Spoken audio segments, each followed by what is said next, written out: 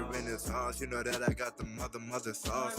You know I'm the boss, I know what it costs. Have you ever lost? I'm so versatile, yeah, I'm a Renaissance man. I can do it all, I will never fall. It's the Renaissance. You know that I got the mother sauce. You know I'm the boss, I know what it costs. Have you ever lost? I'm so versatile, yeah, I'm a Renaissance man.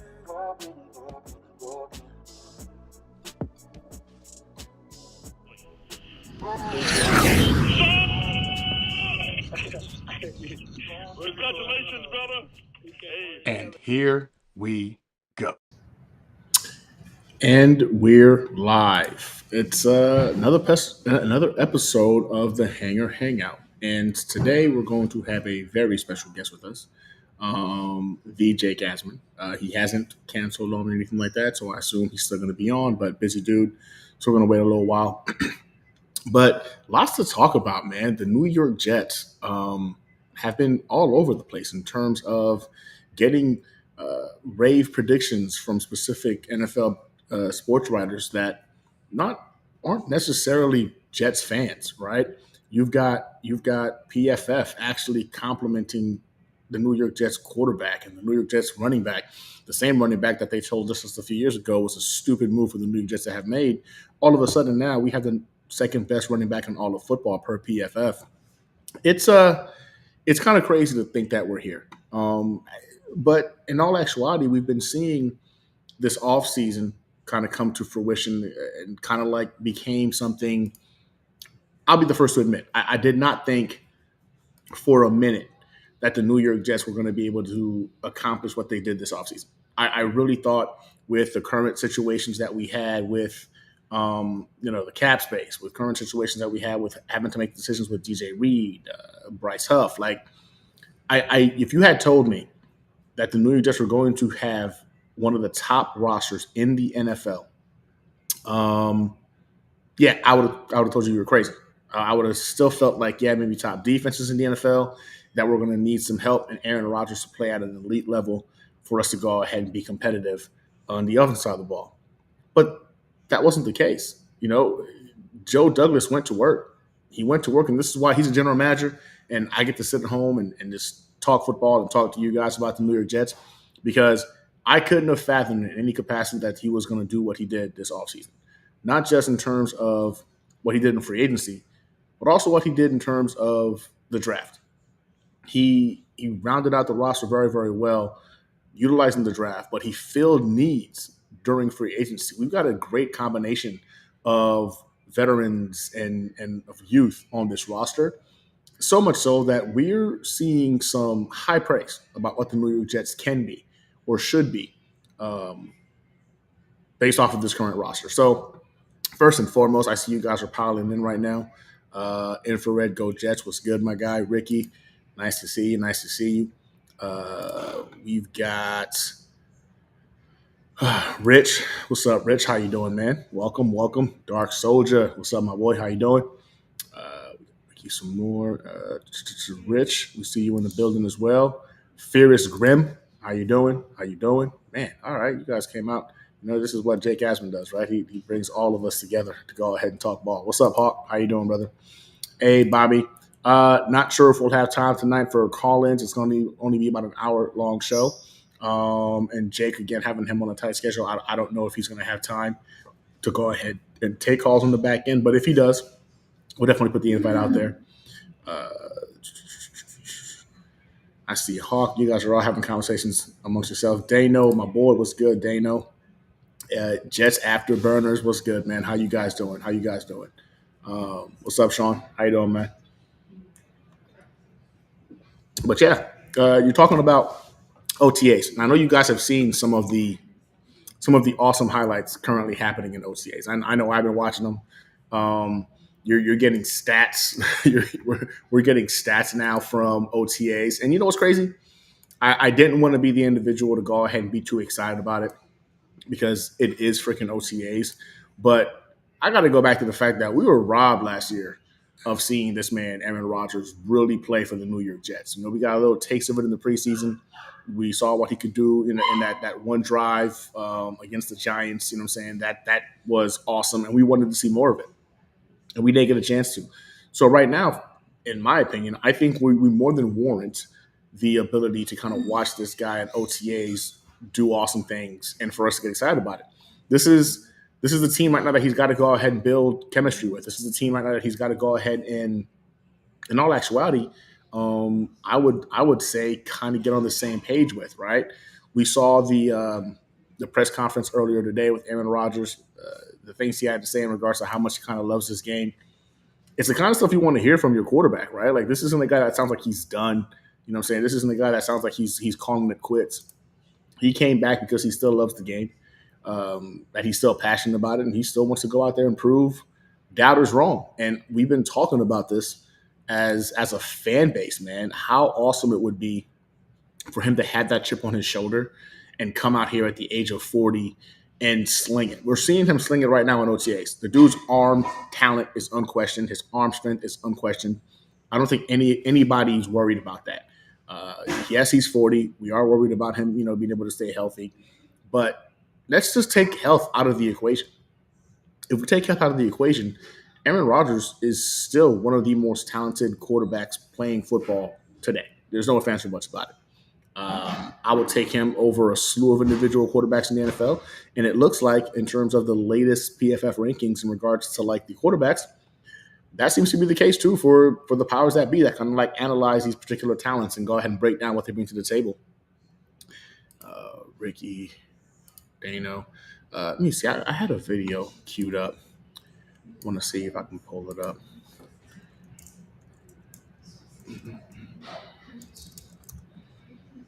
I mean, personally, man, like the stuff that we got to see yesterday. Was it yesterday? Yeah, here we go. Like, this is what our quarterback. This is what he looks like. Let me get this out of the way.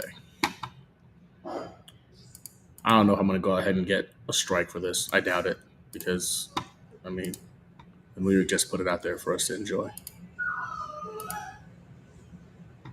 But look at this. This is the kind of connection I think we were all excited about as Jets fans, because I'm not going to lie to you. When I was watching this, and I'm watching Aaron Rodgers' eyes, I'm thinking he's seeing somebody downfield that he's going to go ahead and target. And out of nowhere, he hits us with this little freaking sidewinder missile to Garrett Wilson coming across with the catch, man. And he just spews to the end zone for a touchdown. And I know, I get it. It's freaking OTAs. Relax, right? But it's still freaking Aaron Rodgers. This is what we can expect to see when he's actually on the field. He looks good. In the press conference he had, Coach Salas stated that everything was good. He didn't believe he was going to have any kind of limitations, which I thought was kind of awesome, because, again, the concern was obviously there. Would he be limited in his ability to go ahead and do Aaron Rodgers-like things? But no, it doesn't appear to be that way. So in OTAs, we're hearing great things. We're seeing that he's able to go ahead and move. He's moving just fine. Doesn't seem to be hampered by any the injury, the Achilles.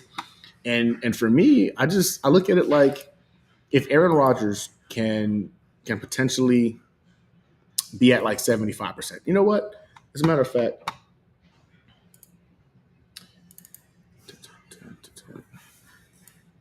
so I don't know if you guys have read the article by, I think it was Mike Clay, or is it Mark Clay? Mike Clay. I think it's Mike Clay. And he talks about how the New York Jets are going to win the Super Bowl. Did a whole video about it. So, like, if you haven't seen the video on the channel, feel free to go ahead and take a look at it. And I kind of broke it down in some more detail. But he kind of broke down literally each position group, and broke down, of course, Aaron Rodgers himself, right? Talking about how much the improvement from what he was to what he currently is now is based off of the players around him, really. Aaron Rodgers not having to necessarily be MVP caliber Aaron Rodgers, but being somewhere in the middle of being what some people would consider washed, and MVP Rodgers being more than enough for this roster to go ahead and win a Super Bowl.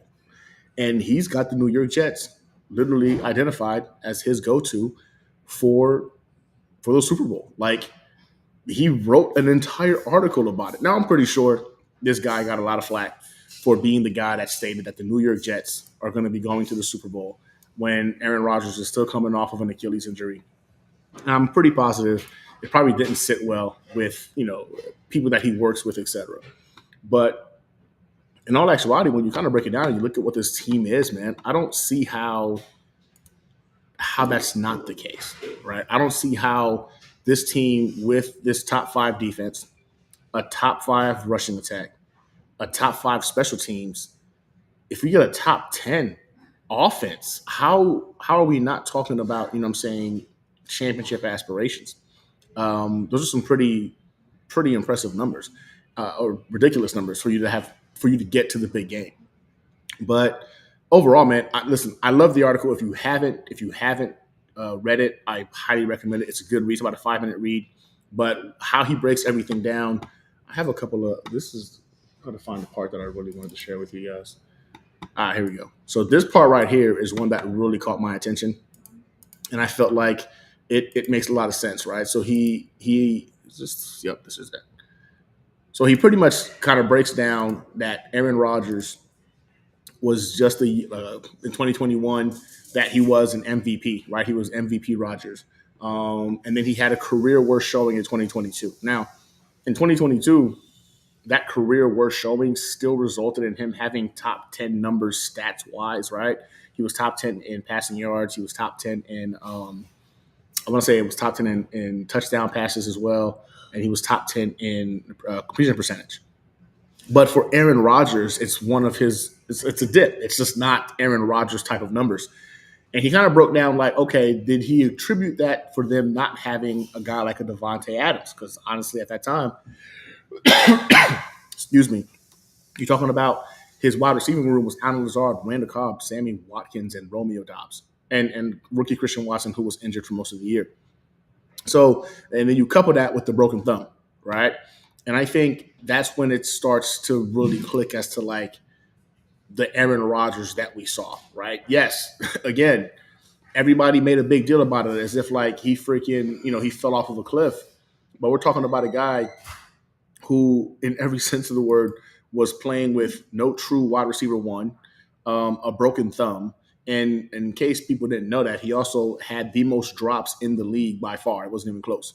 And he also had the most drops by the highest accuracy percentage of any quarterback too. So they were on the money passes, but his guys couldn't catch for anything. So he was still a top 10 quarterback, statistically speaking. So he breaks down how he appeared in all 17 games and was top 10 in most counting stats, as I just stated, but he plummeted from first in QBR in both 2020 and 2021 to 26 among 31 qualified quarterbacks. It's worth noting that we've seen blips like that from Rodgers in the past. After posting an average finish of 7th in QBR during his first 10 seasons as a starter, high of first, low of 14th, Rodgers dipped to 16th and 20th, respectively, during the 2018 and 2019 seasons, which had many wondering if his days as an elite quarterback were numbered. He quickly proved his critics wrong after last offseason's change of scenery. Rodgers was by all accounts his usual elite self in Jets training camp and had the offense positioned well for a productive season. Again, prior to that Achilles deal. So the fact of the matter is that every indication that we've seen about with Aaron Rodgers is that the dude can still play ball. He had those guys firing on all cylinders in training camp. We got a taste of it when it was in the preseason. And unfortunately, the Achilles injury decided, it was going to go ahead and end our season for us. A little prematurely. It is what it is, but that's what ultimately happened. I look at this man and I think to myself, the New York Jets put a lot around Rodgers in terms of help, right? In the offseason, we're talking about an entirely rebuilt offensive line, one that we're talking about last in several categories. Not going to be the case now. You're hearing stuff out of OTAs about how Tyron Smith is a freaking wall, keeping freaking Aaron Rodgers upright, the protection he's providing him. That's the kind of stuff I want to hear. Like, a lot of people are excited about, like, oh, man, look at that nice pass. Oh, look at that nice run. Hearing that the offensive line is playing well against this defensive front and keeping Aaron Rodgers clean, that to me made my day. I've been trying to see if they were going to post some sack numbers. And there was a couple of sacks, but apparently it was against Tyrod Taylor, and not against Aaron Rodgers. So again, Aaron Rodgers being able to go ahead and see the field and get the ball out of his hands quickly is obviously doing his part as well. There's so much excitement to be had. You're talking about an offensive line that got rid of Dwayne Brown and Mekhi Becton and you bring in Tyron Smith and you bring in Morgan Moses, both top 10 at their positions in the NFL last year. And again, Tyron Smith coming off an all-pro season, being the number 2 overall left tackle in all of football. That's a hell of an upgrade. And people keep talking about how these guys are old, but we're talking about a 32 and 33-year-old freaking left tackle and right tackle. And I get it. Tyron Smith and the injury concerns are real. There's no arguing that. They're legitimate. But we're still talking about a guy who just last year came off of an all-pro season. He played 13 games last year, even though he averages around 8 to 7 games since 2015. Last year, was that something that was a fluke? Maybe he's on the rise. Maybe he's figured out how to take care of his body throughout the season. And if he has figured out the freaking magic formula for that, could we have him for a full year? Imagine if we had this offensive line healthy for an entire year. If they're healthy for an entire year, I would wager that Aaron Rodgers is healthy for the entire year. I gotta ask what kind of camera I'm using. All right, I guess I'm gonna start answering some questions. I don't know where. I'm gonna also send a message real quick to our guy because he told me he was gonna get on earlier. Bear with me here. I'll answer that question about the camera here in a second. I guess I see you're on now.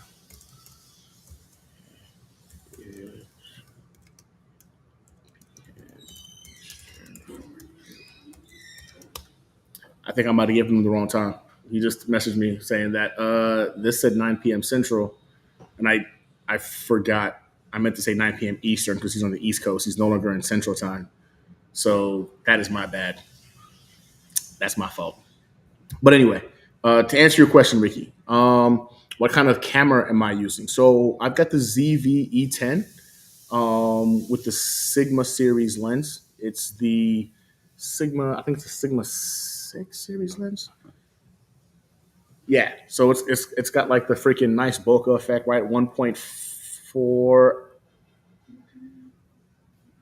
Yeah, the f1.4 aperture is why you can see like me so clearly and got that nice bokeh in the background.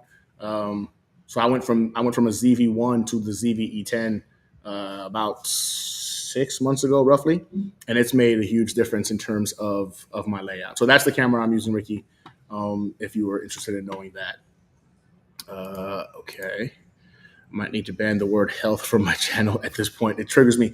Not in all actuality, I'm starting to feel a little bit of what's the word I guess you can say? PTSD from having to hear it. Because if we're being honest with ourselves, every team has to deal with injuries. Like it's not just the Jets that have to worry about injuries. Every single team has to worry about injuries throughout a freaking NFL season. That's just the name of the game. It's football, right?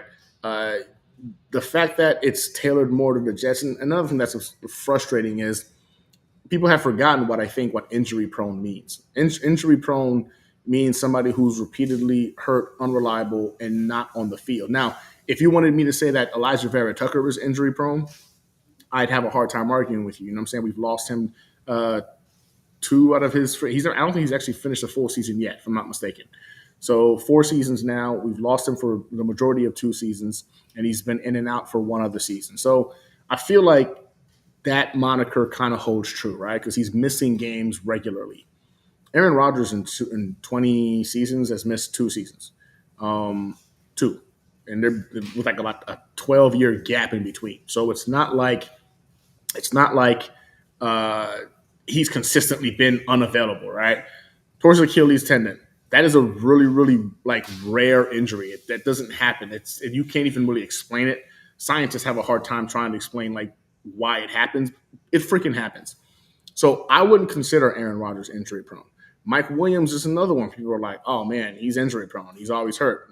Okay, he's always banged up, but the dude always plays. Before last year, he's only missed one. It's his first time missing a season when he was the starter for the team.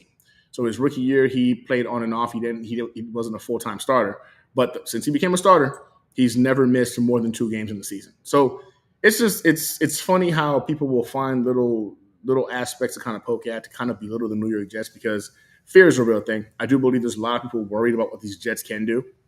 And let's be honest, if the Jets start winning games, and we're talking about Super Bowl, us as a fan base, I don't know if many fan bases will be able to handle us because we're starved for it and we're deserving of it. And so we're overdue, right? We're overdue. It's our time. So it is what it is. Guys, if you get a chance, go to training camp. You know what? I've been hearing a lot about the training camp experience being really awesome. I've never been to one, but this is the first time that I've heard it. So I'm kind of curious as to like what that environment would look like. Bernard Nixon, that's facts. Peyton won the Super Bowl with Denver with 9 TDs and 17 interceptions. Like that, he's not wrong. Peyton Manning that year was not the reason he won the Super Bowl. And I think the fear of him being Peyton Manning at any given game was enough to kind of keep defenses honest. But they won the Super Bowl off the back of the defense and the running game. And I think again, when it comes to the Peyton Mannings, when it comes to the Tom Brady, as high IQ and clutch, like I think the most clutch quarterback we'll ever see in our lifetime is probably freaking Tom Brady. The most like general mindset, like high IQ quarterback we'll ever see in our lifetime is probably Peyton Manning. The most talented quarterback we'll ever see is freaking Aaron Rodgers. I think you can put the argument that Patrick Mahomes might catch up. But in terms of talent, man, I think Aaron Rodgers wins it hands down. So for me, if that means Aaron Rodgers has to go ahead and take a couple of steps backwards from what his arm strength can be or his mobility can be, that's still better than I would say 90% of the football quarterbacks in the NFL. Like that's how talented this guy. That's how high his ceiling is. Top of the evening. What's up, DK? What's up, brother? How you doing? So Jake just hit me. It was my fault, guys. I put 9 p.m. Central, Vice 9 p.m. Eastern. I forgot that he's on the Eastern time. I was trying to go ahead and coordinate that. Anyway, he'll be here. He'll be here in a bit. So bear with me. Got a couple of questions for Jake. He was able to actually get Mike Clay on his show, and I kind of want to pick his brain in regards to how he felt about that interview because, for all intents and purposes, it feels as if like, Mike really believes the Jets are winning the Super Bowl this year. Like it looks as if like he's gauging more so towards that being the reality. And if that's our truth, man, I'm not gonna lie to you. I think that would be ideal. That would be ideal. Aaron Rodgers taking us to the Super Bowl. I mean, talk about the ultimate like middle finger to the doubters, right? I mean, the Jets have been hated on for so long to be coupled with one of the most prolific quarterbacks of all time, who also happens to be in that category of hated and loved. For him to come in to New York, win the Super Bowl, my gosh, I just feel like it's poetic justice, and I hope it becomes the reality. I was talking to one of my boys about how maybe the 49ers / Jets Super Bowl prediction that we saw on Hard Knocks, maybe your boy just freaking kind of like he overshot it by a year. Right? What if he was thinking into this season coming up and he just didn't kind of like calculate his freaking hypnosis or whatever the heck he does, his hypnosis or his time machine. I don't know. He didn't properly calculate it, and then he overshot it, and that's why he got what he got. So this year's Super Bowl is supposed to be that outcome.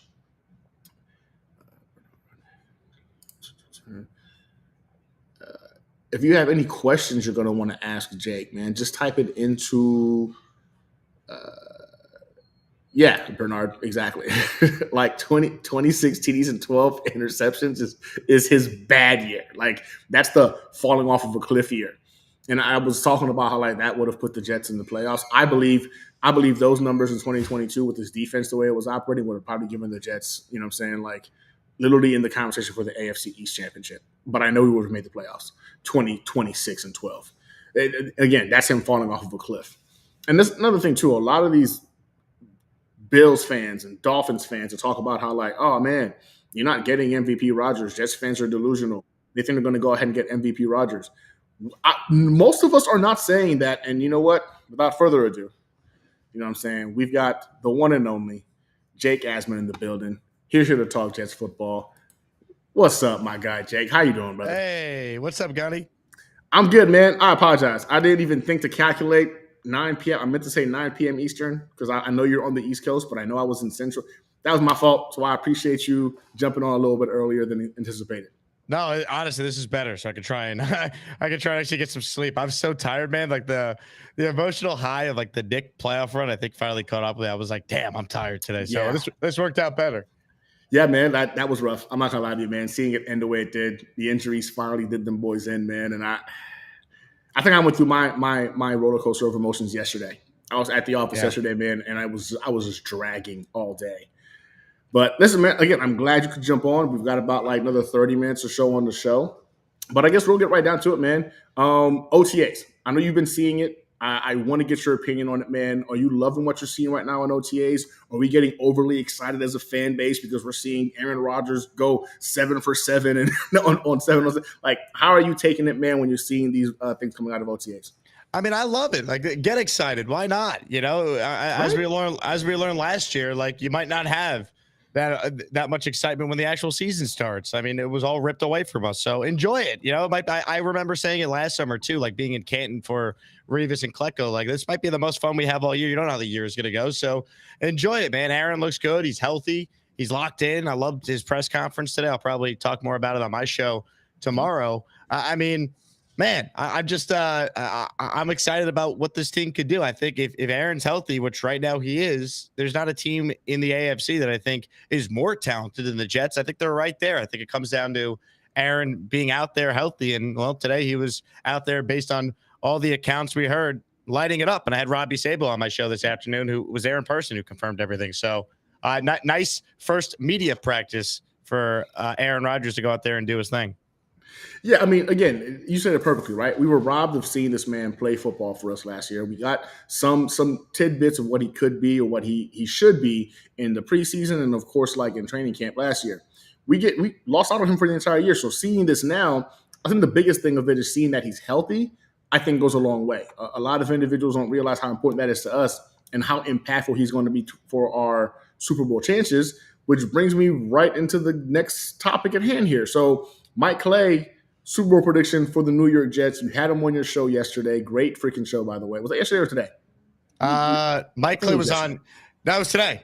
That was today. All right. Yeah. I'm like, man, I feel like I watch your show all the time. So he was on today. Today was a weird one, Gunny. Make sure you watch the two Scott calls in the first show and then the second one. Scott had some all-timers today. After yesterday, he chased some ducks around the park asking if they were Jet fans. So it's been a wild couple of days on my show with the Asmaniacs. I mean, with the Jake Asman show, it always is, though, right? You always got to expect some kind of surprise. Like, you know, only my channel can I stream for 4 hours on May 21st. But that's just the power of the Jet fan base, man. It's crazy. I always say it, man. I don't think there's another fan base like that's more deserving of a championship. I don't think there's another fan base that's more loyal. Like this fan base is next level of crazy. Dano the other day had a podcast where he was on from 7 p.m. until almost 2 a.m. And I'm like, but again, he had people in there with him chopping it up, talking Jets football, and that's how you know we're built different. I've said this line a lot. I mean, people who follow my show probably are going to get sick hearing it, but I'll say it. The Jet organization does not deserve how great the Jet fan base is, and hopefully we finally get a season that is deserving of arguably the best fans in all of sports. That's truly what this Jet fan base is. As you always say, from your lips to God's ears, man. I'm hoping that happens to be the case. So with Mike Clay, he came on. He talked about the Jets winning the Super Bowl. I thought it was a great show. He made some very solid points as to why this could be our year. What was your take on that interview and how'd that go with you? You know, he kind of backed up a lot of what I was saying. Not that I'm picking the Jets to win the Super Bowl. I won't go that far. But if you remove the word Jets from the helmets and just look at the team, they are loaded. Like, they are a really good team. Their biggest weakness last year, besides the obvious with quarterback, was the O-line. The O-line's a strength right now. Sure, if everyone gets hurt, it's a weakness again. But Tyron Smith is being brought in. He's backed up by Olu Fashanu now. Morgan Moses is a true pro. John Simpson is better than Laken Tomlinson. Joe Tippmann will take a step in year 2. AVT is back. He's a really good guard. They have a good O-line. They have enough weapons. They obviously have a superstar running back in Breece Hall. Garrett Wilson is a superstar. He will prove that by the end of this year. You have to actually watch the games to see how good he is because the stats don't back it up because the quarterback play has been dog crap. So, when you just look at their team, and then that's just the offense, we know how good the defense is. There's no reason to think that the New York Jets aren't one of the better teams in the league. It just comes down to can they stay healthy? And can Aaron Rodgers be close to what he was before the injury? I still think he's top 10. And if he's that, even if he's top 12, this is a really good team. And I think Mike kind of just made a lot of points that we as Jet fans have been feeling if you just objectively look at the roster. Yeah, and what's crazy is if you're looking at objectively, I think you just said, right, if you take away the helmet, you know what I'm saying, people aren't having this disdain or this negative opinion of this roster. But you're seeing like some objective individuals are talking about the Jets roster being one of the top rosters in the NFL, right? Up there with some of the better rosters. If you had to rate this Jets roster, where would you rate this Jets roster in terms of the others in the NFL? I don't want to sound like a homer, but I mean, are they not the most talented team in the AFC East? Right. I would put them right there, Gunny. So then we got to look at, all right, the AFC North, like the Ravens. The Ravens lost a lot this offseason. I don't think a lot of people realize that. The Bengals, really good, but they've lost a lot the last couple of years. But they have Joe Burrow, but he's an injury risk. I mean, the Browns are really good, but I don't love their quarterback situation with Deshaun Watson. I mean, I see the graphic on the screen there. Like, yeah, I mean, the Jets are fourth on this list. I think they're more talented than the Chiefs. The difference is the Chiefs have Mahomes and they have Andy Reid and they have Spagnuolo. Like, it's different. But from like a pound for pound talent standpoint, to me, they're a top 3 roster in the AFC. And if you include the whole NFL, you could certainly argue top 5 like this PFF list is. Yeah, I mean, I've gone on board to say that I believe they're a top 3 roster in the NFL, right? Maybe that's the fanboy in me. But when you look at, again, some of these guys ahead of us, I'll take Aaron Rodgers over Jared Goff. I'll take Aaron Rodgers over Deshaun Watson. I'll take Aaron Rodgers over Brock Purdy. When I incorporate the aspect of what Aaron Rodgers can be, right, to include his floor and his ceiling, I don't look at another roster in the league right now that I look at and I'm like, I'm scared. And specifically in the AFC East, I don't think it's without question. Even that those fan bases realize, man, the Jets made some moves this offseason. They're serious. And the only argument they have, any debate they have for you is, but they're not going to stay healthy. They can't stay healthy. Or it's the Jets. They're not saying this roster sucks. They're not saying the team sucks. They're hoping on history repeating itself. That to me is telling. No doubt. And look, injuries can happen to any team. It's funny, a year ago, we were saying, well, Tua's not going to stay healthy. Ironically, he was one of the few quarterbacks in the league last year that played every game. Lamar Jackson, he can't stay healthy. Well, they were the 1 seed. No one had the Ravens being the best team in the AFC, at least in the regular season at this time a year ago. So it's a year-to-year league. I mean, 5 of the 8 teams that were in the divisional round of the playoffs this past year weren't in the playoffs the previous year. So, I just look at it, I think, differently than maybe some. I covered the Texans when they were dog crap. When I was doing afternoon radio, you heard the show, Gunny, on 97.5, where you live. Like, they were awful. What changed? Oh, they got it right with C.J. Stroud. It's almost like if you hit on quarterback, it makes the entire operation look a lot better. Like, there's no difference between Robert Saleh and DeMeco Ryans. There's really no difference between the Texans roster and the Jet roster last year. The difference was one team had C.J. Stroud, the other team had Zach Wilson because they lost Aaron Rodgers 4 plays into the year. Like, to me, it's all about quarterback. And I hate just like making it all about that because I understand it's a team sport and there's other positions. But really, the way the NFL now is, you either have a good quarterback or you don't. You can't win without one. You can win a game here or there, right? You can maybe pull a Mike Tomlin and somehow get to 10-7, but then you're going to be bounced when you face a good team come playoff time. What happened to the Bills? Or what happened to the Steelers? They got just destroyed by Buffalo. What happened to Cleveland? Great story in the regular season. Got destroyed by the Texans in the playoff game. Like, you have to have a quarterback or you're screwed. The Jets were screwed 4 plays into the season last year. Yeah, and again, I think when you incorporate the health argument, and you said, again, great, like in terms of the players that made it through a full season last year, Tua's another one. Tua's somebody that nobody thought in a million years was going to go ahead and finish an entire season, led the league in passing yards, right? You don't know. It's a year-to-year kind of league, but one thing we do know for sure, if the quarterback isn't there, if he's not healthy, your season's over. And that's for any team. If Patrick Mahomes goes down right now, the Kansas City Chiefs, it's done. We saw what happens with the 49ers when they didn't have Brock Purdy in the game, right? Like, your quarterback is the most important position in all of sports. And if you don't have it right, it's a wrap.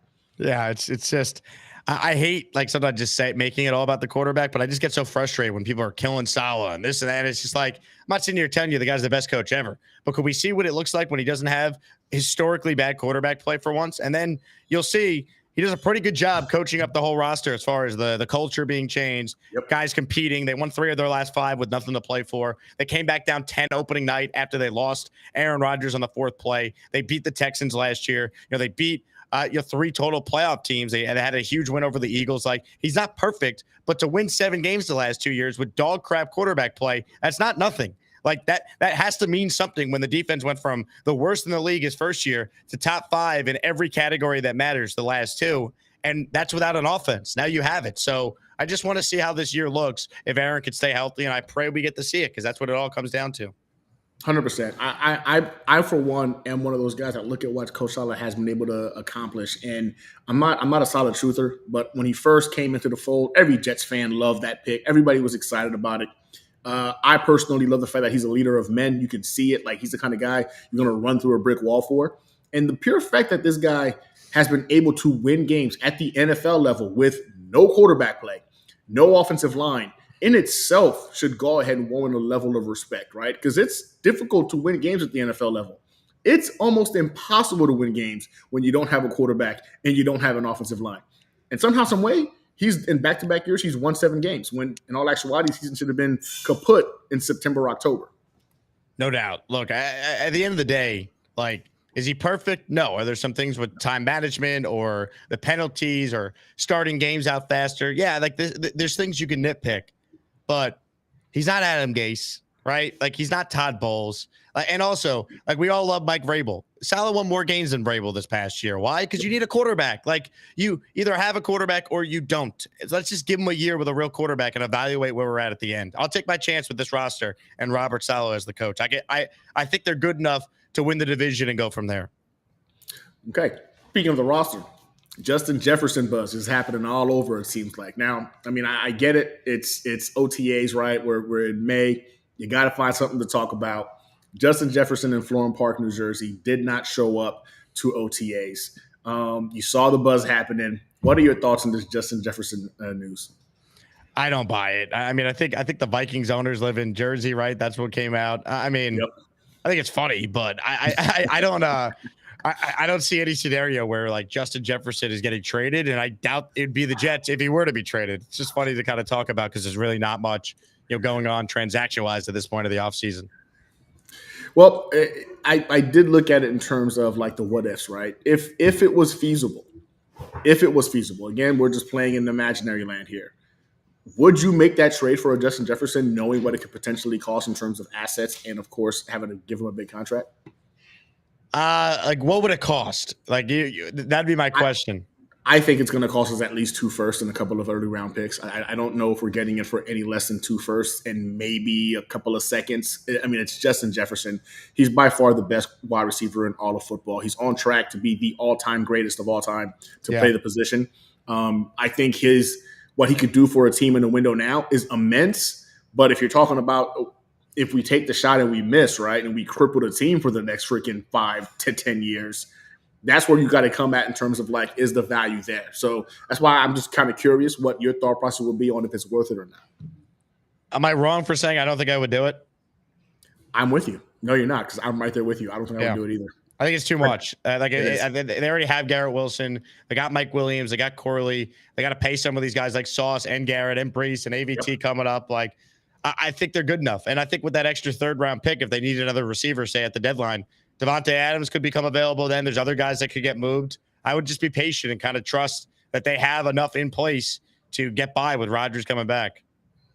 Yeah. And again, speaking of Rodgers, right? We're talking about Super Bowl aspirations. You got Mike getting us all kinds of hyped, breaking down a lot of logic that makes sense, like factual logic as to why it could happen. The odds came out most recently, and the NFL betting odds are that Aaron Rodgers is going to be the comeback player of the year. Mm-hmm. I love that, because you always hear about how Vegas, they paint a story. They tell the story because they know they don't lose money. So they have him as the favorite to be comeback player of the year. Why do you think that is? I mean, look, it's a narrative-driven award, right? And he got hurt on the 4th play of the year. It's the ultimate storyline. If he comes back, has a good season, the Jets are the playoffs, or in the playoffs, will win comeback player of the year. I will say last year, it felt like it was a lock. Damar Hamlin was going to win the award. And then Joe Flacco came off the couch and he stole the award with his performance. So I guess you never know, but I'd be very surprised if Aaron plays 17 games. He's not the comeback player of the year. So do you think that's the only award he'd get? Do you see potentially in the conversation for MVP, or are we getting too ambitious? If there's one award I'd like to see Aaron Rodgers win in this upcoming season, it's Super Bowl MVP. If I can only pick one, that's the award I want him to win. My man. Yeah. And you're not going to get no arguments from me about that one. I think everyone out there listening would agree with me too. Well, the Jets right now, I think ultimately, I think the roster is pretty much set, man. I look at this roster. I don't see a lot of holes. I don't see a lot of, the safety position, obviously, the interior offensive line, we can use some help there. Some individuals are concerned about the interior defensive line. I don't know if I share those same concerns, but again, I get it. We went from having a really deep rotation last year to now, we're kind of thin in the interior. If there's any components to this team right now that you want to go ahead and see get fortified, for you to go to sleep at night thinking to yourself, that was the piece. We got it. We're going to be okay. Where do you kind of sit in that thought process? To me, it's like, can they just kind of go through this year navigating the beginning, kind of start off strong, Gunny, and then kind of put themselves in a spot where there's like buy-in from the team that they're as good as like people think they can be, that type of thing. But I saw the schedule when it came out last week. Am I nuts? I'll ask you this. Like, I think 8-3 before the bye is doable. 100%. And that's exactly what I have them doing. Right. Is 8-3 before the bye. Yeah. So I got to wait. What are your losses?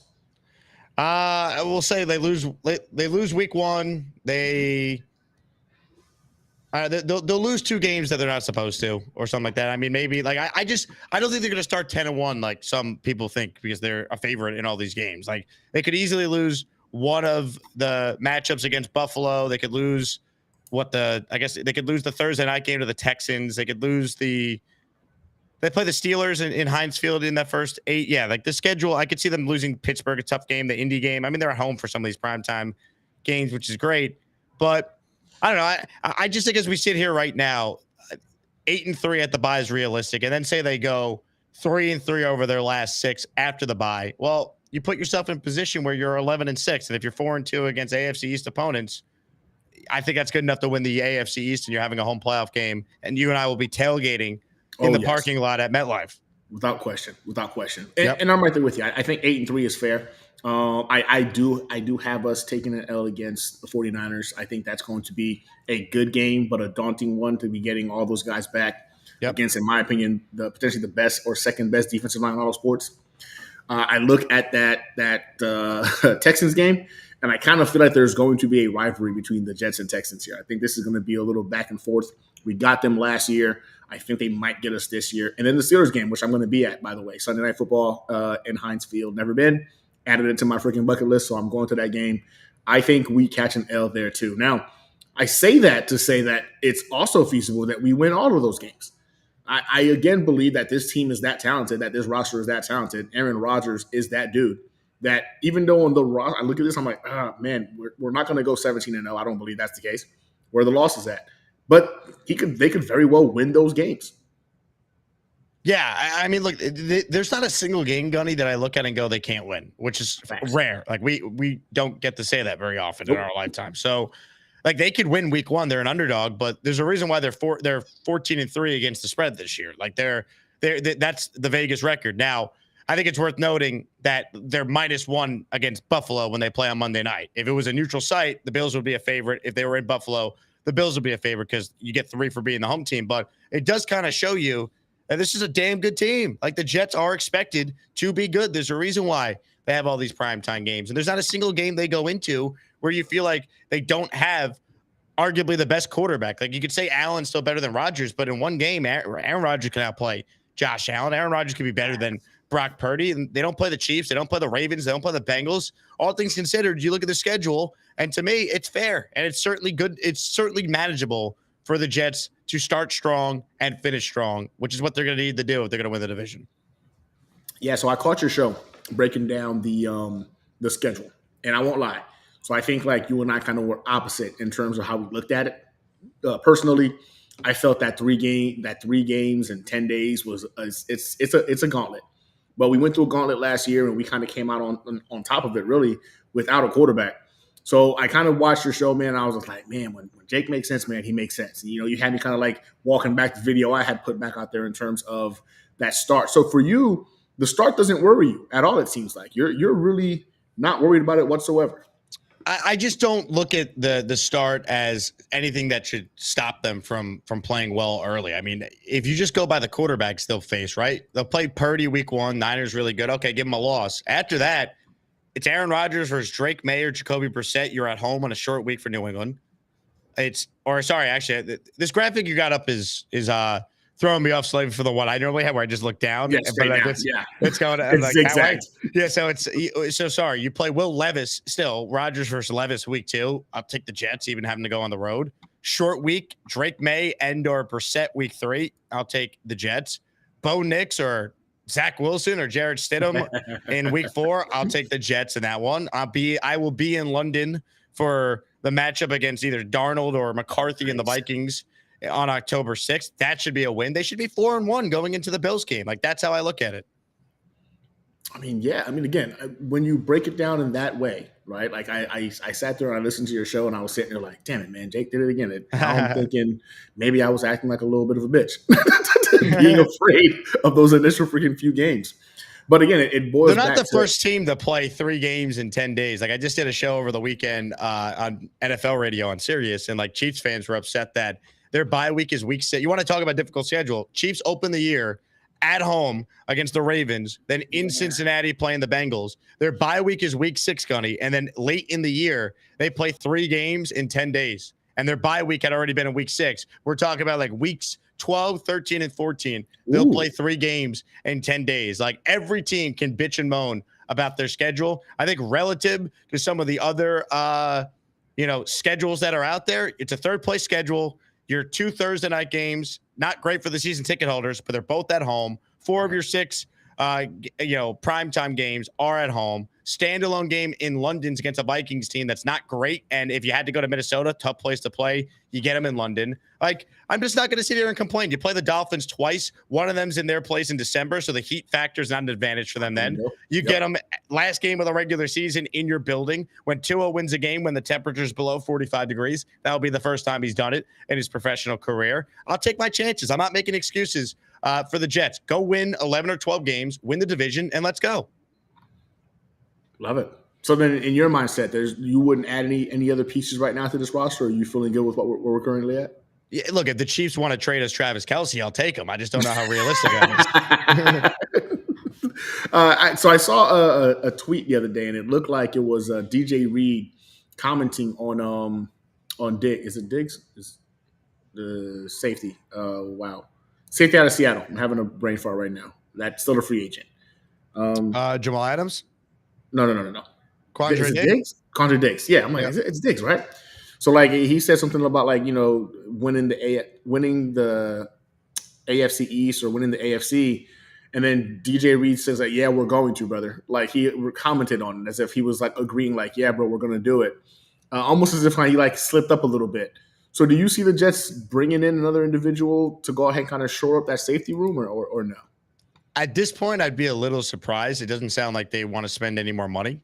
I mean, could they bring back a Connor McGovern or maybe bring in Bakhtiari for the veterans minimum? I could see that. I don't see them adding a safety, though. I would be surprised. Okay, fair enough. So then, that's being said, you look at the AFC East as it currently sits, right? We've seen the Buffalo Bills take some steps backwards, at the very least. They got stripped, which is what happens when you pay the quarterback and those cap hits start to go ahead and add up. You see the Dolphins right now in a situation where they've lost some key players as well, and they're in the process of having to potentially pay Tua. The Patriots are obviously in a rebuild, not really worried about mentioning them. So when you look at this AFC East, like... By the way, that will never get old. Just saying that. Like, the Patriots, they suck. They're not even relevant. We couldn't even care about you doing good. Kiss my ass. I love it. Hey, listen. We had to deal with that shit show team dominating the AFC East for 20 we were them. years. We were a pimple on their ass for 20 years. They didn't care. Whatever, especially the last decade. I mean, it's and now it's the great. tables have turned. The tables have turned. I'm going to enjoy it. I hate the freaking Patriots with a passion. I love it. I hope they suck forever. Oh, 100%. And I honestly believe that they're on the path to sucking for quite a long time. And I'm loving it. Please inject it into my veins. So how do you see the AFC East in general kind of like playing out? I think the Bills are still the second best team because I just trust Allen more than I do Tua. Tua was not good against good teams last year. I think they were 1-5 against teams with a winning record. Can't play in the cold. I think the Bills are better. Now, I don't think it's that they're that much better. Like it came down to the wire last year. I think they're pretty evenly matched, but I think the Jets are the best team in the division. It should be them. Then I think Buffalo's second place, Miami's third place. You might still get three teams that make the playoffs from the division, but I think there's a clear number 1, 2, and 3, and then New England's in the basement. Okay, got a question for you from the chat. Thoughts on Marcus May coming back? That ended pretty ugly between the Jets and him, his agent. I would be surprised. I think he's shot. I don't know if they're going to bring in another safety. Okay, fair enough. I saw that somebody also mentioned that on Twitter the other day. I thought to myself, the way it ended, I don't know. Sometimes some relationships are just irreparable, and I feel like that one may be one of those relationships. We got another question here. Jake, would you bring in another QB such as Simeon or Brett Rypien to truly redshirt Jordan Travis and let him sit and develop? I think that Jordan Travis will be ready for training camp. I want him to get as many reps as possible, right? You're not going to play Rodgers very much, if at all, in the preseason. Maybe he plays a drive or two. I think you want to keep Tyrod healthy too because he's got some injury problems in his past. So I think the plan is for Travis to be cleared. Let him get as many reps as possible in camp. Let him get as many reps as possible in the preseason games. I'd be surprised if they had another quarterback at this point. They have another camp quarterback they signed, so I don't think they're bringing back Simeon or Rypien. Okay, all right. We've got one from Proud New York Jets fan. He wants to know what's a tougher matchup, the Pats game or the bye week. Man, the Jets are a bigger favorite against the Pats than they are the bye week, so that answers your question. Yeah, I'm going to go with the bye week also, man. You don't want those guys to build up any kind of rust, all that rest thing they're going to be doing, especially if they get going. So I'm going to go with the bye week. You don't want any arrests, man. There could be some arrests during the bye week. The Pats, I don't think anyone's getting arrested on the field. That's true. Speaking of arrests, like it's kind of ridiculous now. The current Super Bowl champions right now seem to be going through it in terms of legal issues. Dude. It's like every day. It's like something else happening. I know. But when you win that much, it's like no one cares in the offseason. Like, we got Mahomes figured out. Bro, I sat there seeing, I was like, and again, Andy Reid, a well-respected coach, like he holds it down when it comes to his organizations. He's always represented them well. But damn it, man, like every freaking day. Do you think in some way this impacts the Super Bowl champions and taking a step backwards? Because again, those kind of in-house freaking distractions can kind of build up. And you're seeing it across, their offense, their wide receiver, their offensive line, their defensive line. It seems to be a shit show going across the board. Do you think this could potentially alter how those guys wind up starting off the season? It could. To me, it's like they're just going to figure it out, though, because they're the Chiefs. Like, they started slow last year. Their offense wasn't great, and they just, of course, have an unbelievable defense. And to me, they still got to be looked at as the favorites, right? Even if they're not the 1 seed or the 2 seed, Mahomes hasn't gone on the road before. Well, how'd that work last year? Like, I don't think they're going to win 3 straight, though. Like, it's never been done. It's hard. Eventually they're not going to win. Like, Brady and the Patriots went 10 years from the first 3 they won to the next 3 they started winning. Like, it's not easy. But maybe they could take a step back. But I kind of remember doing shows after the Super Bowl being like, this is probably their least talented team they're going to have for a while because they're going to beef up their offense. And that's what they've done this offseason with some of their moves in free agency and the draft. And Mahomes is Mahomes. He gives you a chance every year. But injuries happen. If they lost Mahomes, they wouldn't be good. So it's like, it's a year-to-year league. You never know. Man, yeah, I'm not gonna lie to you. I've been following it because again, when you look at the the top of the mountain, you're like, all right, well, if it's got to go through them. Like the AFC East goes through the Bills, the AFC goes through the freaking Chiefs. That's just how it works. And just kind of seeing them take such a hit it's been. Again, concerning to say the least because again, you want to see and kind of go up against these guys at their best, but I'm hoping it impacts them to where it slows them down a little bit. And you're right. It's extremely difficult to win 3 in a row. And for some reason in my head, I thought the Patriots had won 3 in a row, forgetting that Eli Manning saved us from that. That was my mindset on forgetting about that part. But we got another question here from Dom. He wants to know, what are our thoughts on O'Leary's content creator starting lineup? Did you see that earlier today? Oh yeah, I was the kicker, awesome. kicker and punter. I'm a linebacker. You know what I'm saying? Doing my part, man. What did you think about that? I loved it. I think the one thing Matt got wrong though is Parkinson's got to be one of the receivers. He played receiver in college, so I didn't know that. Yeah, Townsend and then Cortland. So I think he was a receiver and a tight end. So you could put him at either. But he put Parkinson on the D line. He got linebacker right though, Gunny. I would definitely see you being like the captain of our defense. Like you got the military background. You're well respected. The leadership quality is off the charts. So I thought that was right. And I don't mind being the kicker or punter. I think what a lot of people don't realize is they used to call me the red leg rocket back in my day. So I could boot that ball for yards, for days. I did not know that. See, I'm learning something new about you every day. Okay, cool. Yeah. I'm not gonna lie to you. I saw the linebacker component. I was like, I love it. So I played cornerback and wide receiver in high school. I hated wide receiver because I hated getting hit, but I loved doing hitting. Yeah. And since then, I've put on about 90 more pounds. So I think at linebacker that would be ideal. So I thought it was freaking awesome. Freaking Matt's always putting out some great stuff, man. Like dropping releasing the schedule before it was actually supposed to be released. Talk about having sources, man. That was tremendous. And then so I texted him that night because I just wanted, because like I saw it. I was like, let's go. And people were like doubting him. I'm like, there's no way he's putting that out there unless he had it. And he had it. He had everything. It was great. Yeah. So I look at it this way in terms of the New York Jets for this coming season. We've already said for the AFC East, you got these guys winning the AFC East.